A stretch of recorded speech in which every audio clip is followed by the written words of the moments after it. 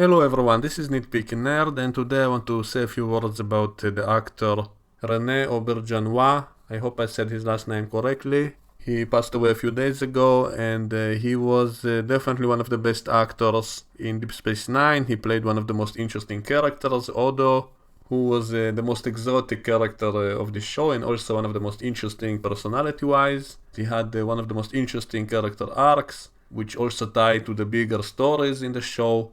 But before I talk about the character of Oda, I want to say a few words about the actor. He really seemed like a very nice guy, and also he seemed to be very much in touch with his fans. I saw other people mentioning how he always replied to everyone on Twitter, and I can even confirm that personally. I once wrote to him on Twitter and I was surprised that he answered me.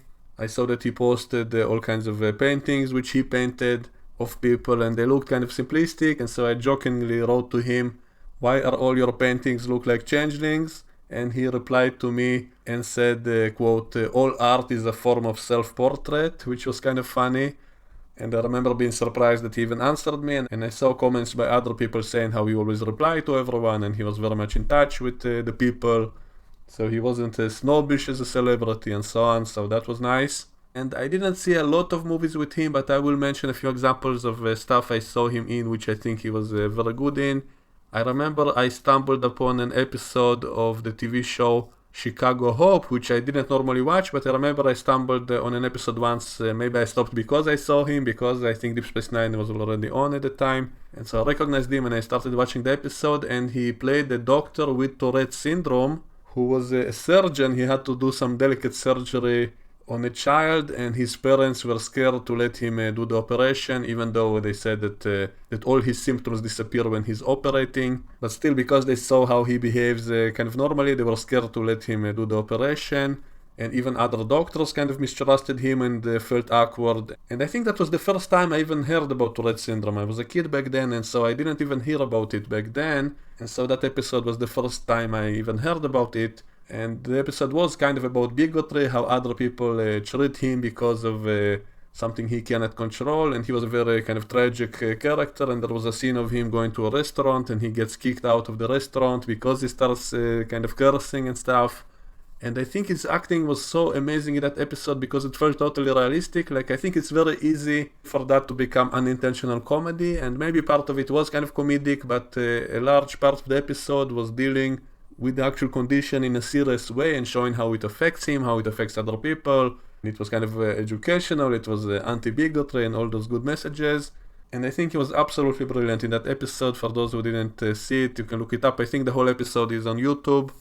That episode of Chicago Hope is called "Oh, What a Piece of Work Is Man." And I think he was absolutely brilliant in that episode, and he had some scenes kind of similar to some of his scenes as Odo, because he was also kind of a tragic figure in a lot of episodes. And on Deep Space Nine it was even more amazing, because with all that heavy makeup, that he was still able to do a lot of emotional scenes despite being restricted with his expressions. I think that was even more impressive. And one of my personal favorite episodes of Odo, which show his great acting, was the episode Crossfire in Season 4, which was about his one-sided love for Kira. And I remember when I watched that episode, I actually skipped all of Season 3 of Deep Space Nine for some reason, probably because it wasn't on TV in my console or something. I remember I watched the first 2 seasons as a kid. Then I couldn't watch it for a while, and I started watching it again from Season 4 onward, and somewhere in Season 3 it was revealed that he loves Kira and all of that, but I was unaware of that and had no clue that he has feelings for Kira. And then that episode, Crossfire, showed it without anyone ever saying that. He did say that later in the episode when he talked about it with Quark, from all people, but before that, all across the episode, he never said a word. You could see it in his acting, you could see it in his eyes, the way he looks at her, the way that he's kind of jealous and sad that she's now with Shakar and not with him, because he has to guard them, and so he has to keep watching them, and you can feel the pain in his eyes and all of that. And so that was absolutely brilliant acting. Despite him wearing that mask which restricts his expressions, he still managed to convey it through his eyes. And so that's probably my favorite example of great acting by this actor. And that episode specifically, I remember it really touched me, maybe because at the time I was around 12 years old and I just had my own first love, and I was a really shy kid, and so I couldn't tell that girl that I loved her. And Odo in that episode was exactly in that kind of position. He loves Kira, but he cannot say anything. And so I could really identify with his character in that episode, and I consider it a very emotional episode. And his acting really sold all of it, because as I said, I didn't know back then that he has feelings for Kira, because I skipped season 3. And so for me, the way he behaved and the way he looked at her, that was enough to inform me about that. And maybe that's how it should have been done. Maybe that other episode in which he admitted that previously should actually be set after this one. It would have been better off to show and not tell. And this wouldn't have worked if not for his great acting. And so this is one of my examples of him being a really good actor, because he had so much expression, so many emotions in his eyes. He could really do those sad eyes.